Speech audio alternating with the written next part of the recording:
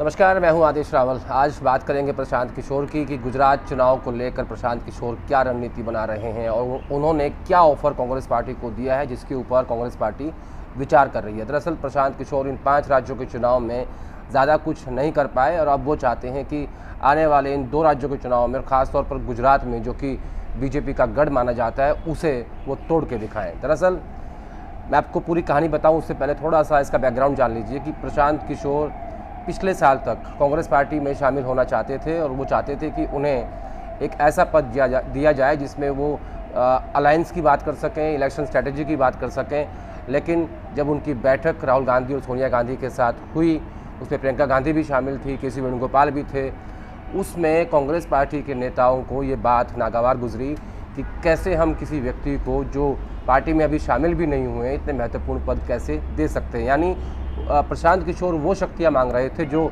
अभी तक कांग्रेस पार्टी के भीतर राहुल गांधी के पास भी नहीं है। क्योंकि ये बात मैं इसलिए बोल रहा हूँ कि पिछले 8 साल से कांग्रेस पार्टी का संघर्ष इस बात को लेकर चल रहा है कि सोनिया गांधी की कांग्रेस पावरफुल है या राहुल गांधी की कांग्रेस। यानी पावर जो शिफ्ट होनी थी वो पूरी नहीं हो पाई और प्रशांत किशोर वो चीज़ मांग रहे थे जो अभी तक खुद राहुल गांधी के पास नहीं है और प्रशांत किशोर कांग्रेस पार्टी में शामिल होते होते रह गए। उसके बाद 5 राज्यों के नतीजे आए और बीजेपी ने 4 राज्य जीते, एक आम आदमी पार्टी ने जीता। उसके बाद प्रधानमंत्री मोदी ने कहा कि ये 2022 के चुनाव रेफरेंडम है 2024 के लिए। उसके बाद प्रशांत किशोर मीडिया के सामने आए, उन्होंने कहा कि नहीं, ऐसा नहीं है, 2024 का रेफरेंडम ये नहीं है, इसे नहीं माना जा सकता। उसके बाद प्रशांत किशोर ने कई ऐसे बयान दिए जिसमें कांग्रेस पार्टी के नेताओं को बुरा लगा और उसके बाद कांग्रेस की तरफ से ये कहा गया कि ये एक स्ट्रैटेजिस्ट हैं, ये एक रणनीतिकार हैं, एक मैनेजर हैं, इनके ऊपर हम टिप्पणी करना नहीं चाहते। लेकिन उस वक्त लगा था कि जैसे प्रशांत किशोर और कांग्रेस के बीच का जो बातचीत चल रही थी वो ख़त्म हो गई है, लेकिन ऐसा नहीं है।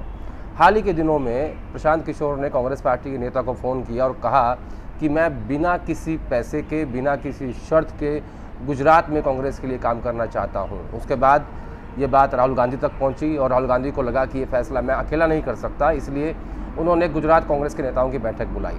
2 दिन बैठक चली, एक कल चली, एक परसों की बैठक में गुजरात कांग्रेस के नेता थे, राहुल गांधी थे। तो जब राहुल ने पूछा कि क्या प्रशांत किशोर को गुजरात की कमान देनी चाहिए, तो उसमें 50% लोगों ने कहा कि हाँ देनी चाहिए, 50 ने कहा कि नहीं देनी चाहिए।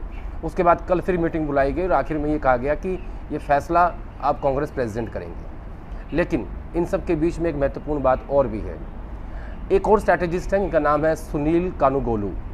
सुनील ने हाल ही के पंजाब चुनाव में अकाली दल के लिए काम किया था और जो रिजल्ट आया वो आपके सामने है। अब सुनील को तेलंगाना और कर्नाटका का काम कांग्रेस ने दे दिया है और जब परसों ये बैठक हो रही थी राहुल गांधी के साथ गुजरात कांग्रेस के नेताओं की, उस बैठक में थोड़ी देर बाद सुनील कानूगोलू भी शामिल हुए। अब एक स्ट्रैटेजिस्ट कैसे पार्टी के भीतर बैठ रहा है और जहां दूसरे रणनीतिकार को लेकर बातचीत हो रही है, ये अपने आप में एक महत्वपूर्ण बात है।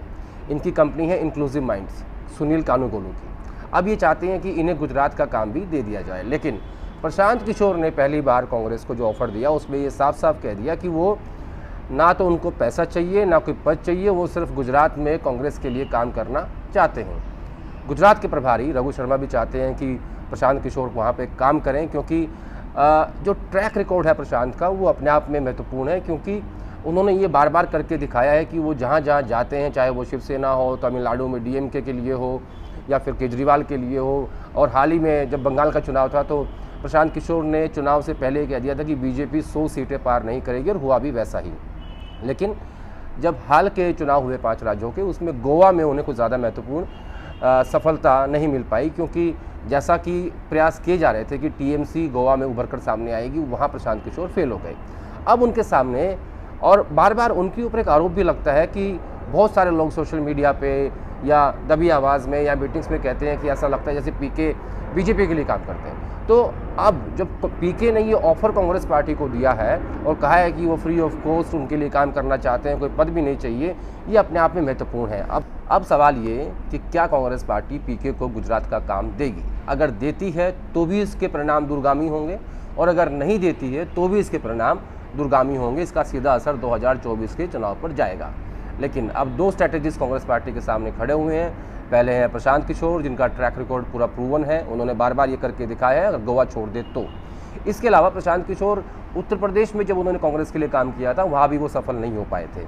यानी कांग्रेस के लिए जब जब उन्होंने काम किया वो सफलता उनको नहीं मिली, इसीलिए वो ये बताना चाहते हैं कि गुजरात में काम करके वो कांग्रेस पार्टी को जिता सकते हैं। अगर जिता पाते हैं तो उसके दूरगामी परिणाम होंगे, मैंने पहले ही बोल दिया, और नहीं जिता पाते हैं तो भी इसका असर 2024 के चुनाव पे आएगा। अब सवाल ये कि क्या राहुल गांधी प्रशांत किशोर की इस बात को स्वीकार करेंगे, उन्हें गुजरात का काम देंगे, या फिर राहुल गांधी के रणनीतिकार सुनील कानूगोलू को गुजरात भी सौंप देंगे, जिस तरीके से तेलंगाना और कर्नाटक का काम उन्हें देने की बातचीत चल रही है। अब सवाल आपके साथ छोड़ जाता हूं कि प्रशांत किशोर क्या गुजरात में कांग्रेस के लिए काम करेंगे। इसका जो फैसला है वो जल्द होने वाला है, और अगर करते हैं तो फिर मैं आपके सामने एक दूसरी रिपोर्ट लेके आऊँगा कि क्या भूमिका होगी प्रशांत किशोर की गुजरात के चुनाव में।